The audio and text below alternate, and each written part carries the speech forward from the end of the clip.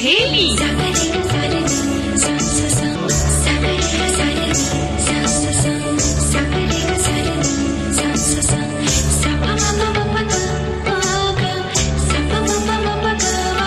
सखी सहेली।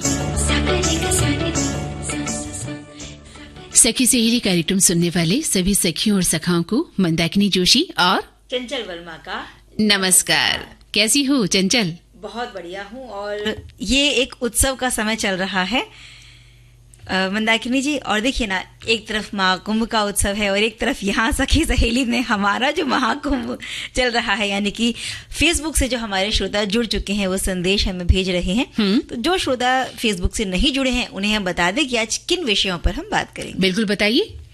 आज हम बात करेंगे मोबाइल के बारे में।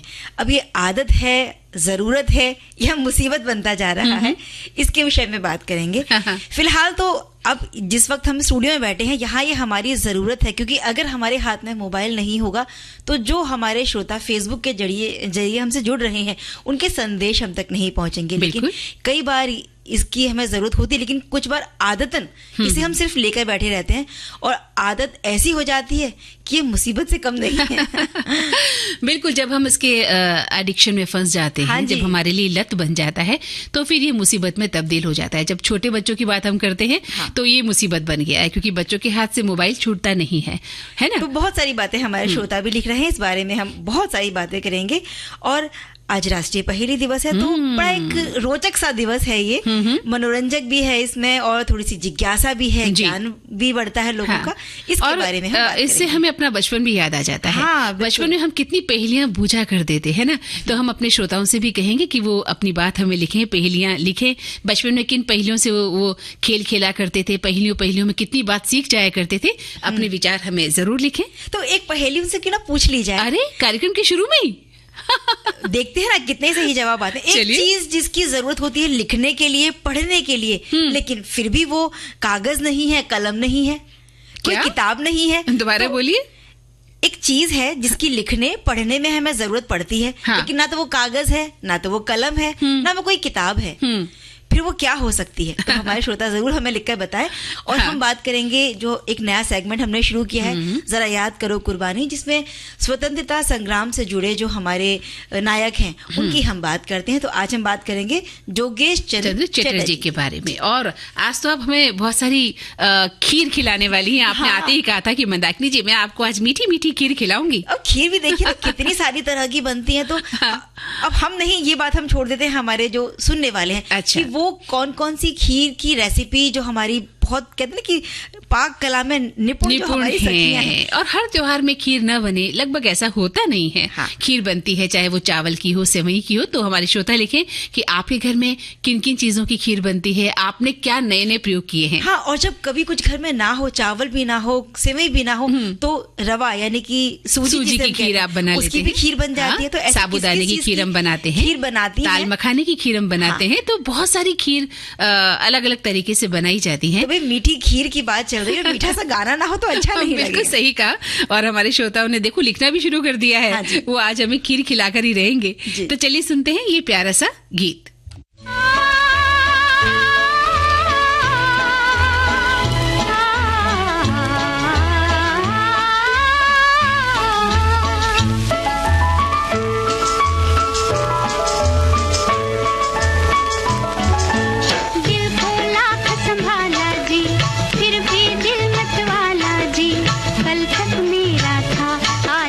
तेरा हो गया दिल को लाख संभाला जी।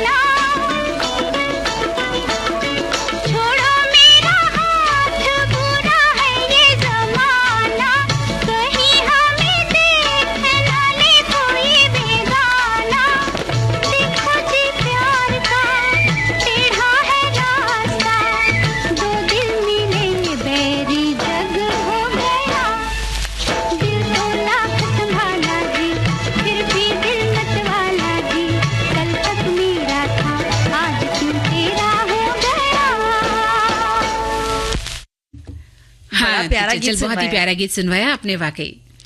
और मोबाइल की हम बात कर रहे थे ना कि ये आदत है, जरूरत है या मुसीबत है, इस पर बहुत सारे संदेश हमें मिल रहे हैं। और बदलते समय के अनुसार आधुनिकता के सांचे में, क्योंकि सभी लोग अपने आप को ढाल रहे हैं आज, तो हर वर्ग के हाथों में आधुनिक बहुत सारे गैजेट्स और मोबाइल हमें दिखाई देते हैं। और मंदाकिनी, जब ये ऐसी जरूरत बन चुकी है जिसके बिना शायद हम रह भी नहीं सकते। बिल्कुल सही कहा आपने कि मोबाइल ने जहां हमें एक तरफ हमारे कई काम आसान भी कर दिए, तो वहीं अब ये पहले जरूरत और फिर आदत बन गई और धीरे धीरे मुसीबत में तब्दील होती जा रही है। तो सही यही होगा चंचल कि हम इसके गुलाम बनने की बजाय हम इसकी जरूरत को समझें, और ताकि हमारा साथी बने, सहारा बने, ना कि हमारी मुसीबत बन जाए। तो मोबाइल के केवल एक बटन से क्या होता है कि हम देश दुनिया तक पहुंच सकते हैं। जो संप्रेषण यानी सूचनाओं का आदान प्रदान है, उसको बड़ा आसान कर दिया है इसने। लेकिन अब ये हमारी मुसीबत भी बनता जा रहा है, जो जरूरत थी कभी। इसके साथ बहुत सारे एप्लीकेशन और ऐसे बहुत सारी सोशल मीडिया साइट्स हैं जो हमें इसका आदी बना रही हैं। और यही बात हमारे एक श्रोता ने भी संदेश में लिखी है। अच्छा, क्या लिखी है बताइए। अच्छा, चलिए फिर भी श्रोताओं के जो विचार हैं हम शामिल करने ही वाले हैं। याद है वो जमाना आपको चंचल, जब हमारा काम स्मार्टफोन के बिना भी चल जाता था, है ना? हमारे पास तो कुछ होता ही नहीं था।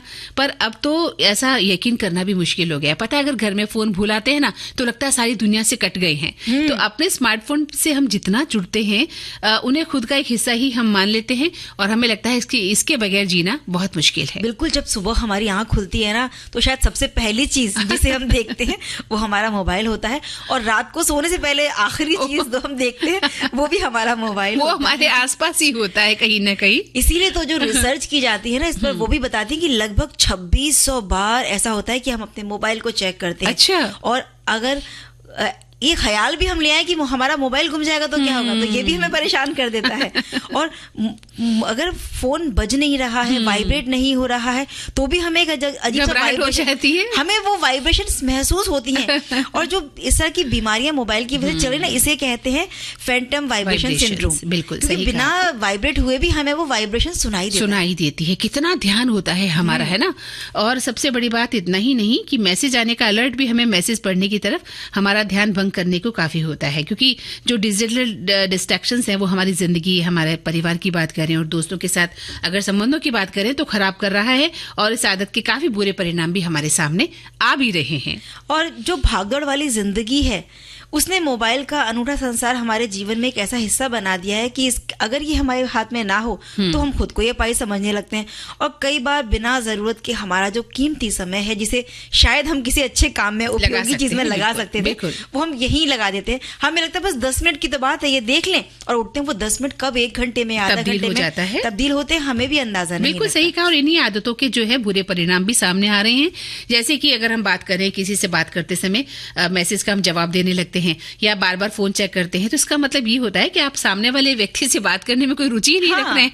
ऐसा होता है ना अपने घर में भी, हम देखते हैं, अपमान समझने लग जाते हैं। होता भी है कि भाई आपसे कोई मिलने आया और आपका ध्यान मोबाइल पर है, या आप किसी से मिलने गए हैं और सामने वाले का ध्यान मोबाइल पर है, तो आपको इंसल्ट फील होती है। तो हालांकि अगर हम वर्तमान की बात करें, तो इस तकनीक ने हमें पहले की अपेक्षा लोगों के कहीं ज्यादा पास भी ला दिया है, क्योंकि हर पल हम लोगों से जुड़े रहते हैं उनके संदेशों के द्वारा। और ये जानना जरूरी है ऐसे में कि हम कैसे मोबाइल फोन का सही इस्तेमाल अपनी जिंदगी में कर सकते हैं। तो बिल्कुल उनके संदेशों से हम जुड़ेंगे, लेकिन फिलहाल जुड़ जाते हैं एक गीत के साथ।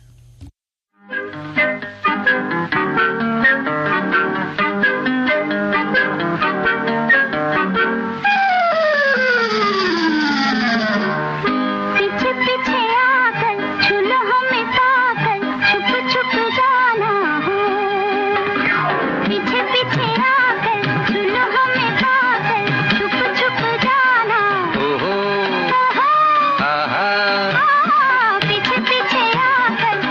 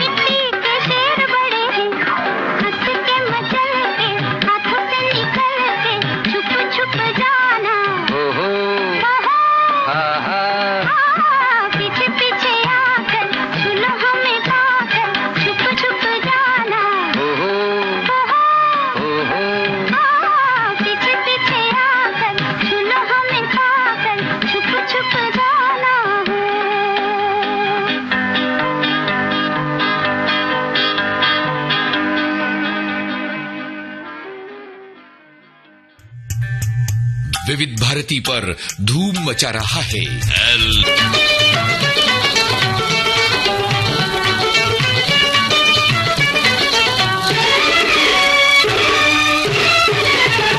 रस्ते में तेरे कब से है खड़े अजी ले लो।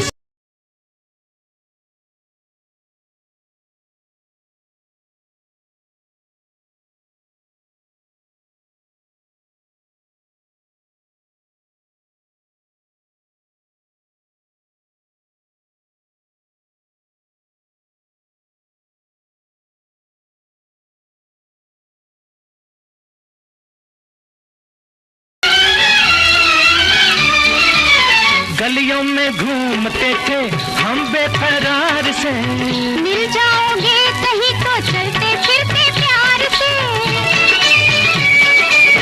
गलियों में घूमते थे हम बेकरार से, मिल जाओगे कहीं तो चलते फिरते प्यार से। मिल ही गए हो तो खुल के मिलो, दिल तोड़ न दो, मोड़ न लो प्यारे, ले लो सलाम गरीबों का। रस्ते में तेरे कब से है खड़े अजी ले लो सलाम गरीबों का। रस्ते में तेरे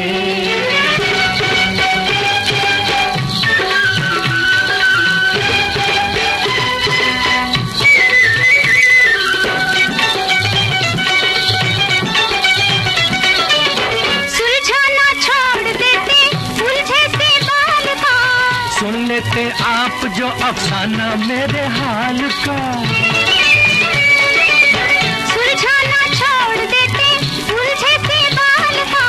सुन लेते आप जो अफसाना मेरे हाल का। हाँ तुम्हें नहीं फुर्सत मगर ले जाए किधर हसरत की नजर प्यारे, ले लो सलाम गरीबों का। रस्ते में तेरे कब से है खड़े अभी ले लो सलाम गरीबों का।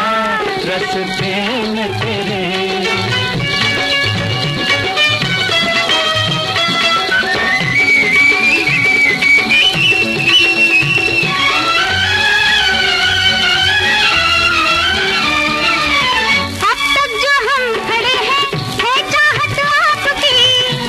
हैं डेग से दीवाने सूरत आपकी।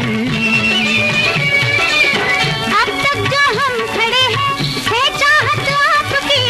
लगते हैं डेग से दीवाने सूरत आपकी। कब तक यूं ही कोई देखा करे, अब हाथ मेरे थकने भी लगे प्यारे, ले लो सलाम गरीबों का।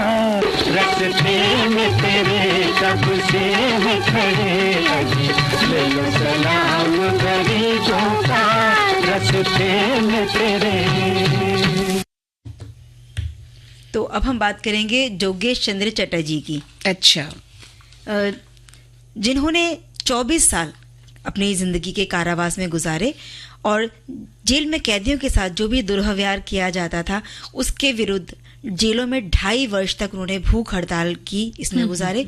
और सबसे लंबी जो उनकी भूख हड़ताल रही थी वो थी 142 दिनों की। बहुत लंबा, बहुत मुश्किल काम था।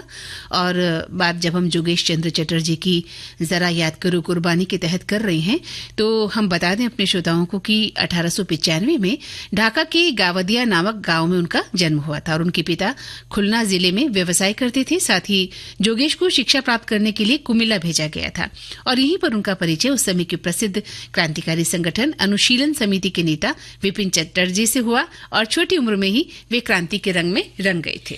जब पुलिस को जोगेश चंद्र चटर्जी की उनकी गतिविधियों पर संदेह हुआ तो 1916 में उन्हें गिरफ्तार करने की कोशिश की गई, पर वे चुपचाप वहां से निकलकर कोलकाता चले गए।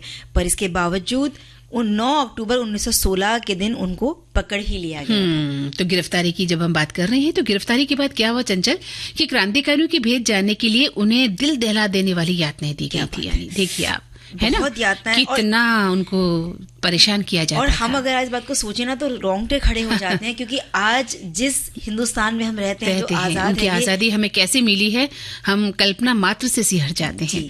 तो जैसे क्या क्या देखिए ना, गुप्त अंगों में बिजली के झटके लगाना, सोचिए जरा, और जाड़े में बर्फ की सिल्लियों पर लिटाना, मुंह में मिर्चों का भरा जैसे बांध देना, पोटली जैसी होती होती है ना, उसको बांध देना, या फिर दोनों हाथों की हथेलियों को खाट के पाए से दबा देते थे और नाखूनों में सुइयां चुभा देते थे। तो ये अत्याचार ऐसे थे जो उस वक्त क्रांतिकारियों पर किए जाते थे। जोगेश बाबू के साथ में जेल में यही सब हुआ, यहाँ तक कि बाल्टी में मल मूत्र मिलाकर उससे भी उनको नहला दिया गया, ये भी यातना उनको दी। मल से भरे कमोड में उनका मुंह डाल दिया गया, क्योंकि वो चाहते थे उनसे उनकी बातें निकलवाना, लेकिन वो इतना कड़क अपने आप को करके शायद खड़े रहे कि इतनी यातनाएं सहते रहे, लेकिन शायद किसी बात के लिए उन्होंने मुंह नहीं खोला। उन्हें जेल में बंद कर दिया गया और इतनी यातनाएं झेलने के बाद में 20 सितंबर 1920 का दिन था जब वो बाहर आ पाए। बिल्कुल सही कहा। ऐसे क्रांतिकारियों को तो हम सैल्यूट करते हैं चंचल। इतना उनके अंदर जो कड़ा अनुशासन होता था, देश के लिए मर मिटने का जो जज्बा होता था, उसको तो सैल्यूट है। और रही बात की क्रांतिकारी जो दल था, अनुशीलन पार्टी, जिसके वो सदस्य थे, तो बंगाल के बाहर भी वो अपनी क्रांतिकारी गतिविधियों का विस्तार करना चाहती थी।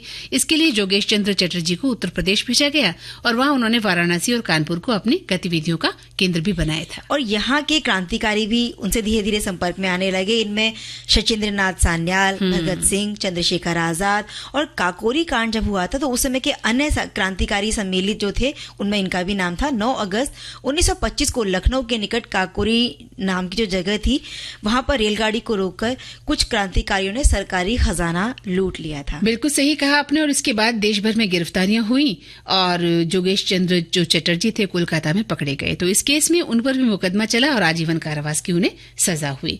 और ये सजा उन्होंने फतेहगढ़, आगरा और लखनऊ की जेलों में पूरी की।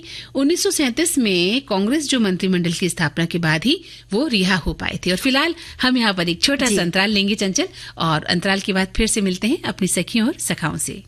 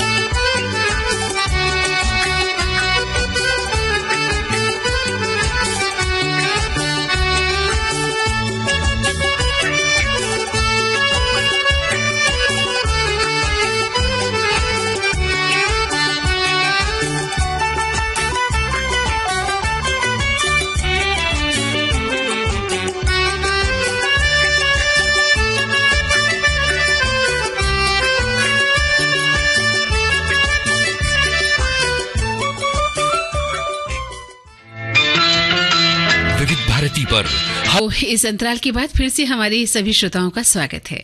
हम बात कर रहे थे जोगेश चंद्र चटर्जी के बारे में। तो जब आगरा, फतेहगढ़ और लखनऊ की अलग अलग जेलों में उन्होंने अपनी सजा को पूरा किया, इसके बाद जब वो बाहर आए तो वापस से अपनी जो पुरानी क्रांतिकारी गतिविधियां थी उसमें संलग्न हो गए। लेकिन इसके बाद 1940 में फिर से उन्हें गिरफ्तार किया गया और देवली कैंप जेल में डाल दिया गया था। और यहाँ उनके साथ जब दुर्व्यवहार किए गए, अन्य कैदियों के साथ दुर्व्यवहार किए गए, उसके लिए वो अनशन पर चले गए थे। और इसके बाद 1942 में वो जेल से बाहर आए और भारत छोड़ो आंदोलन में फिर से उनको जेल में डाल दिया गया। यानी जो लगभग उनका जीवन होता था क्रांतिकारियों का, जेल में ही बीता करता था, क्योंकि अंग्रेज लोग उनके पीछे ही रहते थे और उन्हें बाहर रहने का बिल्कुल भी वो नहीं होता था। लेकिन देखिए उनकी हिम्मत देखिए, साहस देखिए, इसीलिए हम आजाद हैं। बिल्कुल, हम बाहर घूम रहे हैं। और देश की आजादी से पहले 19 अप्रैल की बात करें तो 19 अप्रैल 1946 को उनकी रिहाई हुई और स्वतंत्रता के बाद जोगेश चंद्र चटर्जी राज्यसभा के सदस्य बने। और 1958 में उन्होंने दिल्ली में समस्त जीवित क्रांतिकारियों का सम्मेलन आयोजित किया था, जिसमें स्वामी विवेकानंद के छोटे भाई डॉक्टर भूपेंद्र नाथ दत्त और अरविंद घोष के छोटे भाई वारिंद्र कुमार घोष ने भी भाग लिया था। और इस अवसर पर नेहरू जी ने क्रांतिकारियों का सम्मान किया। जोगेश बाबू ने अपने जीवन के को छोड़कर चले गए, और लेकिन वो तो चले गए, हम सभी देशवासी आज भी ऋणी हैं, ऋणी रहेंगे और हमेशा कोटिशा नमन करेंगे, सैल्यूट करेंगे उनकी इस शहादत को।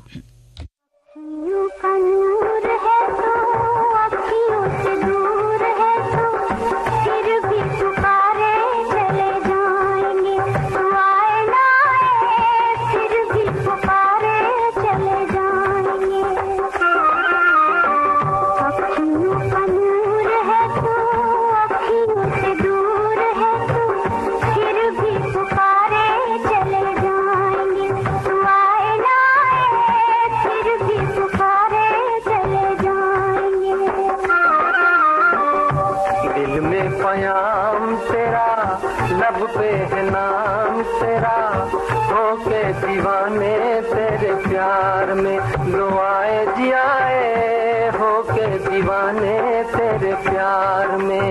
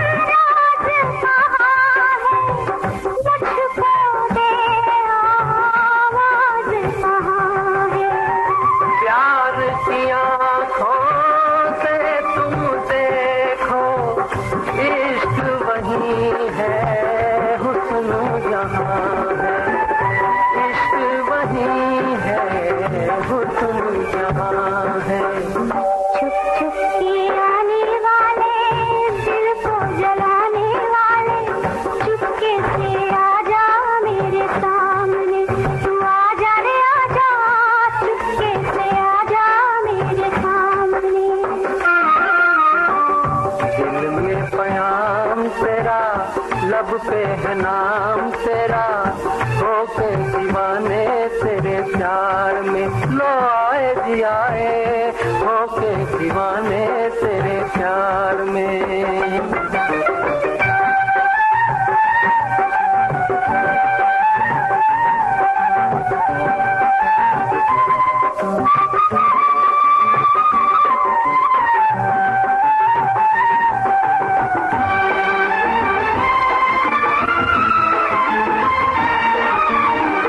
इसलिए आया हूँ मैं छुप के, देख के हमको दुनिया जले ना।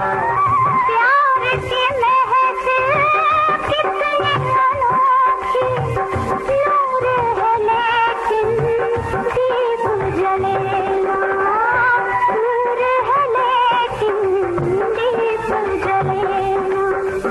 यादों के दाग लेके, दिल के चिराग लेके, कब से खड़ा हूँ तेरे सामने, तू माने न माने, कब से खड़ा हूँ तेरे सामने। अखियों का नूर है तू, अखियों से दूर है तू, फिर भी पुकारे चले जाएंगे, तू आए फिर भी पुकारे चले जाएंगे। हाँ, तो चंचल ये बताओ कि कार्यक्रम के शुरू में आप पहेली पूछ रही थी हमारे श्रोताओं से, तो श्रोता ने जवाब दिया उस पहेली का? मैं स्क्रॉल करके मोबाइल की स्क्रीन पर देख रही हूँ, लेकिन अभी तक हमारे श्रोताओं के जवाब मुझे नजर नहीं आ रहे हैं। तो एक बार उस पहेली को दोबारा दोहरा दो ना। एक चीज है, लिखने और पढ़ने के लिए हमें उसकी जरूरत होती है, लेकिन ना तो वो कागज है ना तो वो कलम है, फिर भी वो बड़ी जरूरी चीज है। तो यही जवाब उनको देना है। ना वो कोई किताब भी नहीं है। अगर हम लिखने पढ़ने की बात कर रहे हैं तो पढ़ने के लिए क्योंकि हमें कोई किताब, कोई अखबार चाहिए होता है, वो नहीं है, लेकिन फिर भी वो कीमती है, बहुत जरूरी चीज है। लिखने पढ़ने के लिए बड़ी जरूरी चीज है। अभी देखो जैसे मोबाइल मुसीबत बन गया ना, वैसे तुम्हारी पहेली मेरे लिए तो मुसीबत बन गई है। मुझे भी दिमाग पर जोर लगाना पड़ रहा है कि आखिर ऐसी कौन सी चीज हो सकती है, खैर हमारे श्रोता बाकायदा लिख रहे होंगे और ढूंढ रहे होंगे कि इस पहेली का जवाब क्या हो सकता है। कहीं ना कहीं किसी ना किसी श्रोता का तो जवाब आएगा ही कर रहे हैं। और बड़ा मजा आता है जब पहेली का जवाब मिल जाता है कि बूझो तो जाने, है ना। और हम भी जब कोई पहेली को ढूंढ रहे होते हैं लगे रहते हैं।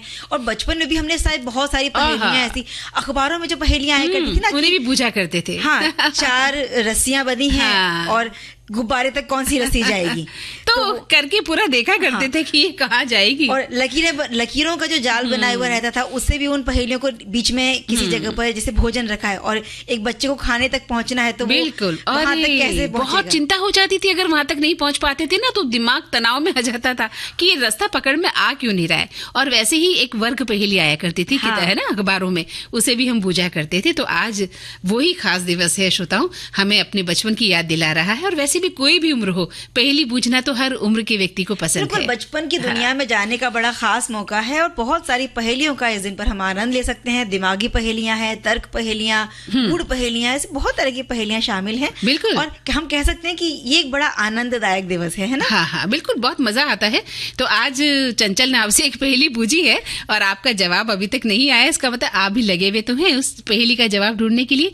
और पता चल जाए तो मुझे भी बता दीजिएगा ताकि मैं भी चंचल को उसका जवाब दे सकूं, है ना। मस्तिष्क के लिए बड़ा सटीक व्यायाम होता है, चाहे वो क्रॉसवर्ड हो, jigsaw, sudoku, word search, Rubik cubes, भूल भुलैया, दिमाग की बहुत सारी कोई भी पहेलियां हो। बिल्कुल, ये हमारे जो मस्तिष्क को, हमारे दिमाग को एक से अधिक तरीकों से व्यस्त भी रखती है। और एक जीके भी बढ़ता है आपका, जो है ना नॉलेज बढ़ता है, आपकी जिज्ञासा बढ़ती है। और मस्तिष्क को, जो हमारे दिमाग को एक लाभदायक ये एक्सरसाइज भी देती है। तो ये जो पहेलियां हैं ये हमारे दिमाग को काम पर लगाने का भी एक शानदार तरीका है। बिल्कुल। और इनको हल करना भी बड़ा मजेदार होता है, क्योंकि सबसे बड़ी बात है कि इसमें बहुत सारा कुछ खर्च भी नहीं लगता हमारा, हमें कोई खिलौना नहीं लाना पड़ता। और शोधकर्ताओं ने भी ये बताया है कि जब इस तरह की किसी पहेली पर हम काम करते हैं, जिक्सो जैसी पहेली पर, तो मस्तिष्क के दोनों हिस्सों का हम इसमें उपयोग करते हैं, जिसमें याददाश्त और समस्या का समाधान, जो कौशल हमारे लगते हैं, जो कुशलता है, बिल्कुल वो बढ़ती है। और इसलिए आपने देखा होगा चंचल की छोटे बच्चों के लिए भी कुछ ऐसे आते हैं क्यूब्स, जिन्हें वो जोड़ के एक पहेली सी बनाता है, जोड़ता रहता है बच्चा, फिर वो निकल जाता है, फिर जोर लगाता है। वो दिमागी कसरत ही तो है कि आपका दिमाग जो है कंसंट्रेशन की पावर को मजबूत कर पाए। और वर्ड सर्च यानी शब्द खोज जो पहेली है, और क्रॉसवर्ड पहेलियों का जो बच्चों के लिए सबसे बड़ा फायदा ये भी होता है कि इनसे क्या है कि शब्दावली कौशल बढ़ता है। और जबकि जो सुडोकू है या इसी प्रकार की गणित की जो पहेलियां हैं वो आपकी तार्किक सोच को बढ़ाती हैं और संख्या कौशल को सुधारने में भी मदद करती हैं। भाई गणित की पहेलियां तो बहुत मुश्किल होती हैं चंचल। बिल्कुल सही बात है। और जो वर्ड सर्च पहेलियां हैं, जो क्रॉसवर्ड पहेलियां हैं, ये बड़ी अच्छी होती हैं बच्चों के लिए। और जो सही में आपने कहा ना कि गणित के कौशल वाली जो पहेलियां होती हैं ना, ये परेशान कर देती और जो बढ़ती उम्र के बच्चे हैं उनके दिमागी विकास में लेकिन ये जो पहेलियां हैं बड़ी कारगर सिद्ध होती हैं। हाँ। और सभी उम्र के जो लोग हैं उनके लिए ये दिन स्वस्थ भी है, मजेदार भी है। बिल्कुल, अकेले हों चाहे दोस्तों के साथ हों, इसका हम आनंद ले सकते हैं। नहीं, बिल्कुल ले सकते हैं। और सबसे बड़ी बात यह है कि अगर आप अकेले बैठे बोर हो रहे हैं तो कोई पहेली सुलझा ले, देखिए आपका समय कैसे आराम से निकलता है और दिमागी कसरत भी हो जाती है। कई बार जैसे शादी ब्याह का माहौल हो या दफ्तर में कोई आयोजन किया गया, सारे दोस्त हम मिलकर इकट्ठे होते हैं, तो वहाँ जो पहेलियां खेली जाती है ना, आजकल एक बड़ा ट्रेंड चला है कुछ सालों से, दमशराज पहेली, जिसमें हम मुहावरे, कुछ और पहेलियों की चीजों के नाम या फिल्मों के नाम, उन चीजों को हम जानने की कोशिश करते हैं, या किस व्यक्ति के बारे में बात की जा रही है, हम सिर्फ अपने हाव भाव से उन्हें दर्शाना होता है। सही कहा। और सामने वाला उसको जज करता है कि आप क्या कहना चाह रहे हैं। तो ये भी पहेली है, बड़ी इंटरेस्टिंग होती है। आपका अभिनय का अभिनय हो जाता है और सामने वाले को मजा भी आ जाता है। तो ये जो पहेली है ये हमारे जीवन में बहुत महत्वपूर्ण भूमिका निभाती है। खासतौर से बढ़ती उम्र के बच्चों की अगर हम बात करें ना चंचल, तो दिमागी विकास में बहुत ही ज्यादा फायदेमंद होती है। और ये दिन सभी उम्र के बच्चों के लिए या लोगों के लिए कहे जाएं तो स्वस्थ और मजेदार दिन भी हो सकता है। चाहे आप अकेले हों, जैसा कि आपने भी कहा, या दोस्त के साथ रहते हों या परिवार के साथ हों, तो आप इस जो पहेली है, मनोरंजक जो खेल है, उन सबको एक साथ मिलकर भी इसका आनंद ले सकते हैं। बच्चों की बर्थडे पार्टी हो या कोई त्योहार हो तो आप बैठकर पहेली का आनंद ले सकते हैं। और ये एक अमेरिकी उत्सव है जो 29 जनवरी को मनाया जाता है। इसकी शुरुआत पहेली बनाने वाले वाली जोडी जिल, उनकी सोच का नतीजा थी, जो एक अमेरिकन महिला थी। जोडी जिल ने पहेलियों के अपने आनंद को साझा करने के तरीके के रूप में इसकी इजाद की और अब साल दर साल जो इसकी लोकप्रियता है वो बढ़ती ही जा रही है। बिल्कुल सही कहा। जोडी जिल का नाम आपने लिया तो वो एक टीचर थी, शिक्षिका थी और साथ ही एक पहेली उत्साही और प्रशंसिका भी थी। उन्होंने बहुत सारी पत्रिकाओं में पहेली को मुफ्त में देना शुरू किया था और जब इसकी मांग बढ़ने लगी थी तो उन्होंने साल में केवल एक दिन यानी अपने लिए अपने जन्मदिन पर 29 जनवरी को मुफ्त पहेलियां भेजने का निर्णय लिया था। और इस दिन की शुरुआत हुई थी 1994 में और 2000 के दशक में की शुरुआत में ही ये व्यापक रूप से जाना जाने लगा और मनाया भी जाने लगा। और कई बार हमें लगता है ना कि हम बड़े हो गए हैं, तो बड़े होने का मतलब ये नहीं कि हम अपनी मौज मस्ती को बंद कर दें, अपने अंदर के बच्चे को बाहर आने दें और भरपूर उनके साथ भी हम खेल का मजा लें, थोड़े से रचनात्मक बने और जो जिंदगी है उसका भरपूर आनंद लें। और फिलहाल इस खूबसूरत जो पहेली गीत है इसका आनंद हम लेते हैं।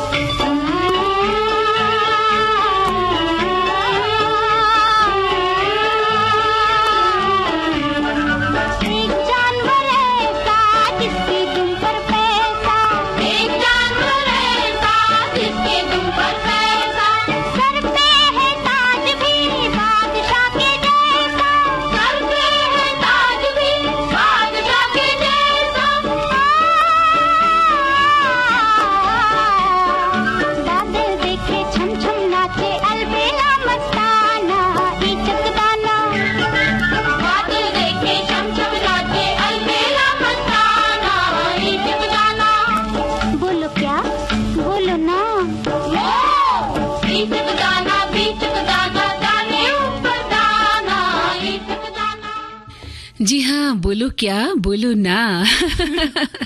बहुत ही सुंदर गीत था। और देखिए श्रोताओं, चंचल ने कार्यक्रम की शुरुआत में आपसे पहेली पूछी, अब मैं 2 पहेलियां चंचल से पूछने वाली हूँ। हाँ, देखती हूँ कि चंचल जवाब दे पाती है कि नहीं। तो आप तैयार हो जाइए चंचल। भाई मुश्किल मत पूछना, आसान सी पहेली। देखिए पहेली तो पहेली है, आपको दिमाग तो खपाना ही पड़ेगा। ठीक है, एक पहेली ये है कि कौन सी वो चीज है जो सिर्फ बढ़ती है बढ़ती है बढ़ती है, घटती कभी नहीं है? हमारे बाल। हाँ, तो हम कटवा लेंगे तो घट जाते हैं। ऐसे ही नाखून, ये भी। हाँ, क्या उम्र है। अरे अरे अरे, यानी आपने दिमाग को लगा ही लिया। बिल्कुल, उम्र तो एक बार बढ़ गई तो हम उसे घटा नहीं सकते, है ना। और एक और पूछती हूँ, वो चीज जो बोलते ही टूट जाती है, ऐसी क्या चीज है? जैसी आप बोलोगी टूट जाएगी। अब फंस गई हैं आप। देखा, बोलते ही टूट गई ना। मैं समझ गई। अरे इतना बड़ा हिंट मैंने आपको दे दिया है। देखो, अब मैं इतने से चुप थी, हाँ, यानी मेरी चुप्पी जी वो टूट गई। तो क्या हुआ? मौन, आपकी चुप्पी बोलते ही मौन टूट से गई मुझे ना? याद आया, आज मौन अमावस्या भी है। हाँ। और हमने शुरुआत में बात की थी महाकुंभ की, तो जो महाडुबकी है, जो हमारे श्रोता श्रद्धालु हैं वो लगा रहे हैं महाडुबकी, उन सभी को हम शुभकामनाएं देते हैं। बिल्कुल देते हैं। और आज बहुत से लोग जो है मौन व्रत भी रखते हैं, पूरे दिन नहीं बात करते हैं, लेकिन इशारों से भी बात करते हैं, क्योंकि आज के दिन वो ऐसा मानते हैं कि एक दिन तो कम से कम चुप रहा जाए, क्योंकि पूरी जिंदगी ही बोलता है आदमी, है ना। और तो खीर को लेकर बताइए। नहीं, खीर को लेकर बात तो हम कर लेंगे, लेकिन पहले आप उस पहेली का हल तो बताइए जो आपने श्रोताओं से पूछी थी भाई। हाँ, वो तो हम भूल ही गए। बताइए। बहुत सारे श्रोताओं ने सही जवाब लिखा, कुछ ने चश्मा, जो कि एक सही जवाब है, वो लिखा, और आंखें लिखा। हाँ। तो सही बात है कि आंखों के बिना तो हम पढ़ लिख ही नहीं सकते, लेकिन कुदरत ने जिन्हें आंखें नहीं दी हैं उनके लिए जो एक तरीका है वो होता है ब्रेल लिपि का, तो वो पढ़ लेते हैं। लेकिन जिनके पास आंखें हैं उनके लिए अब जब बढ़ती उम्र के साथ वो आंखें की रोशनी भी ढलने लगती है, तो चश्मे के बिना नहीं हो सकता। यानी हमारे कई श्रोताओं ने इसका सही जवाब दिया भी है। बिल्कुल, तो उन सभी को हम बधाई देते हैं, आपने बहुत सही जवाब लिखा है। बिल्कुल। तो अब खीर खिलाने की बारी है आपकी। तो खीर के बारे में क्या कहना चाहती हैं आप? तो हमने अपने श्रोताओं से कहा था कि वो अपने घर में खीर बनाते हैं, क्या पसंद करते हैं। हमारे श्रोताओं ने लिखा भी है अपने विचार कि बहुत तरह से खीर बनती भी है। एक श्रोता लिखते हैं कि सर्दियों के दिन में हमारे घर में गन्ने की रस वाली खीर जरूर बनती है। क्या बात है। हाँ, बिल्कुल, कहते हैं ना कि इसको कुदरती खीर कहेंगे, प्राकृतिक तरीके। और एक नई खीर है ना।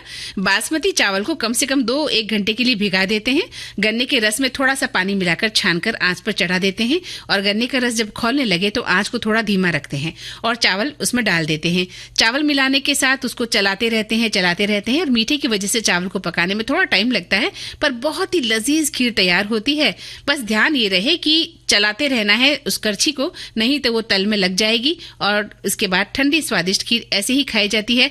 कुछ लोग इसमें ऊपर से दूध मिलाकर भी खाते हैं और सब्जी के साथ भी इसको खाते हैं। तो इसी तरह से बहुत सारी खीर बनाई जाती हैं, जिसके बारे में हमारे श्रोता भी लिख रहे हैं।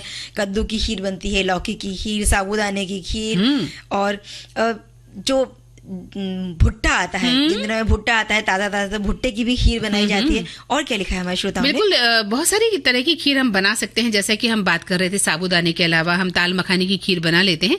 एक श्रोता ने लिखा है कि सेब की खीर भी बनती है। दूध को आंच पर चढ़ा दें, जब दूध खौल जाए, गाढ़ा हो जाए, तो उसमें आप थोड़ी चीनी मिला दें, इलायची पाउडर डाल दें। सेब को छीलकर तुरंत कद्दूकस करें और तुरंत उसमें मिलाते जाएं। 5 मिनट आंच पर पकाएं, गाढ़ी मलाईदार खीर तैयार होती है। और इसमें बहुत ज्यादा चीनी मिलाने की जरूरत नहीं, क्योंकि सेब का अपना मीठापन होता है। आप अगर गुड़ मिलाना चाहते हैं तो गुड़ को पिघलाकर थोड़ा ठंडा होने पर मिलाएं। सेब को कद्दूकस करके थोड़ा सा कढ़ाई में घी डालकर आप इसे भून कर भी दूध मिला सकती है। जैसे हम गाजर का हलवा बनाते हैं ना, गाजर की खीर भी ऐसे ही बनती है। एक तरह से तो हलवा बनता है, लेकिन अगर आप दूध ज्यादा डाल देते हैं तो गाजर की खीर भी बन जाती है। चंचल, बहुत अच्छी खीर बनाकर, मतलब जो तरीके हैं वो बता रहे हैं, जिसमें आपको सिर्फ प्राकृतिक चीजें हैं। आपको जो लोग हेल्थ कॉन्शियस हैं या अगर आपको डायबिटीज है तो आप जो गन्ने का रस है उससे खीर बना सकते हैं, ताकि आप मीठा नहीं खाना चाहते और तो सेब की मिठास है, केले की मिठास है, जो फलों की खीर है वो तो बहुत ही फलों की मिठास अपने आप में है, स्वास्थ्यवर्धक है। तो आपको अलग से मीठा नहीं डालना है, तो आपके स्वास्थ्य को भी नुकसान नहीं पहुंचेगा। एक श्रोता कहते हैं कि खीर के प्रकार का विषय बहुत ही अच्छा है और बहुत ही मजेदार है कि किस प्रकार से खीर बनाई जाती है। हम लोग तो सबसे ज्यादा खीर का सेवन करते हैं, वो होती है चावल और दूध की खीर। गाजर की खीर भी पकाई जाती है और साबूदाने की खीर भी होती है, गुड़ की खीर भी होती है। आजकल तो कई प्रकार की खीर आ गई है। खीर मुझे सबसे ज्यादा लंगर में जो पकाई जाती है वो बहुत पसंद आती है। दूध को गाढ़ा करके उसका जो स्वाद होता है वो मुझे बेहद पसंद आता है। और लंगर में जो खीर परोसी जाती है वो इतनी गाढ़ी होती है कि अगर आपको कोई बाउल ना मिले, उसको कटोरी ना मिले खाने के लिए, तो आपके पत्तल पर, प्लेट पर ऐसे भी रख दी जाती है, फैलेगी नहीं। बिल्कुल सही कहा। बड़ी गाढ़ी गाढ़ी सी खीर होती है। और लंगर यानी कि जो प्रसाद परोसा जाता है उसमें एक अलग ही स्वाद होता है। बिल्कुल सही कहा। और उसका तो खाना भी जो है बहुत ही पसंद आता है ना। जिस तरह से बैठा के खिलाया जाता है श्रद्धा के साथ, वो बेहद पसंद आता है। हमारे श्रोता लिखते हैं कि खीर के कई प्रकार होते हैं। खीर को अलग अलग क्षेत्रों में अलग अलग नामों से जाना जाता है। खीर बनाने के लिए दूध, चीनी, गुड़, चावल, इन चीज़ों का इस्तेमाल किया जाता है। इसे आप गर्म और ठंडा दोनों ही तरीके से परोस कर खा सकते हैं। फिरनी, फीका, चेना पोड़ा, पायसम, शेवयाची खीर, डालीची खीर, गवल्याची खीर, ये उन्होंने कुछ खीरों के अलग अलग नाम बताए हैं। इन सभी को बनाने के लिए चावलों का इस्तेमाल किया जाता है। इसमें आप बासमती चावल, मिनी मोगरा चावल, परमल चावल, छोटे आकार का चावल, खुशबूदार चावल, कैसा भी चावल इस्तेमाल कर सकते हैं। खीर को पवित्रता और शुद्धता का प्रतीक भी माना जाता है। दूध और चावल से बनी खीर को सौभाग्य कारक भी माना जाता है। हर त्योहार में खीर तो हम प्रसाद के रूप में चढ़ाते ही हैं। और एक श्रोता लिखते हैं कि चावल की खीर हो, साबूदाने की खीर हो, पायसम मूल रूप से दूध, शक्कर, सुगंधित पदार्थ जैसे बादाम, काजू, इलायची और कोई एक आधार जैसे चावल, सेवई, रवा, एप्पल, शकरकंद, मखाना, साबूदाना आदि से भी बनाई जाती हैं। गाढ़ा किया मीठा सुगंधित दूध होने से ये अत्यंत स्वादिष्ट बन जाती है। साथ ही जल्द आसानी से भी बन जाती है, पच भी जाती है। क्या बात है, बहुत अच्छी बातें लिखी। तो इतनी सारी हम मीठी मीठी बातें कर रहे हैं, एक गाना सुन लेते हैं मीठा। बिल्कुल, मीठा सा या नमकीन? नहीं, गाना भी मीठा मीठा ही चाहिए।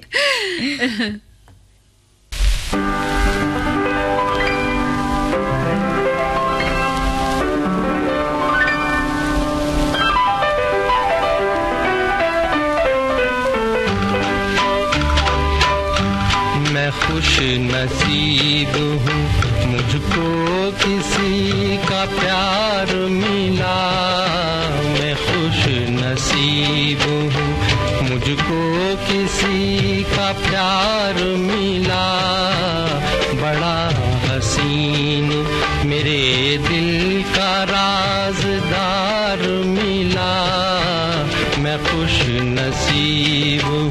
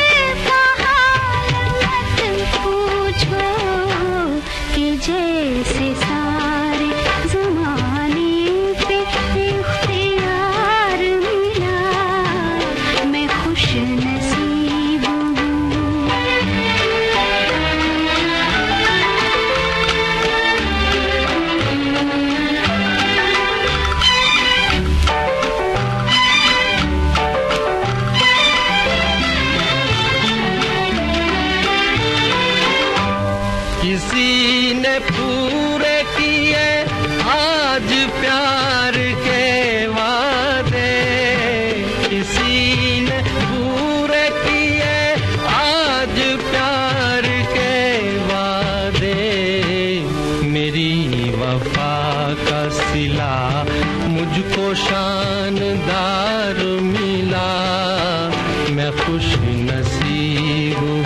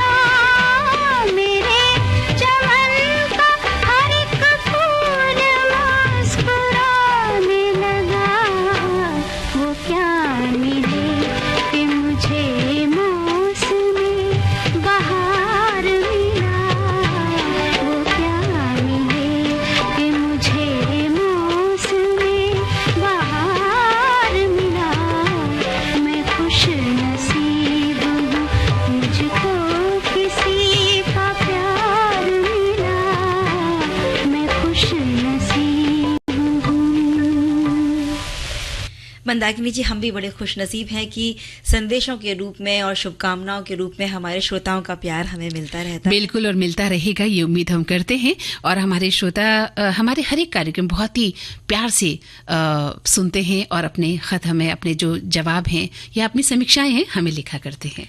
और हमारा भी यही प्रयास रहेगा कि उनकी जो उम्मीदें हैं उन पर हम खरा उतरने का पूरा प्रयास करें। लेकिन फिलहाल इजाजत लेने का समय है, कार्यक्रम का समय हो चला है पूरा। बिल्कुल, लेते हैं इजाजत। चंचल वर्मा और मंदाकिनी जोशी को दे इजाजत। नमस्कार।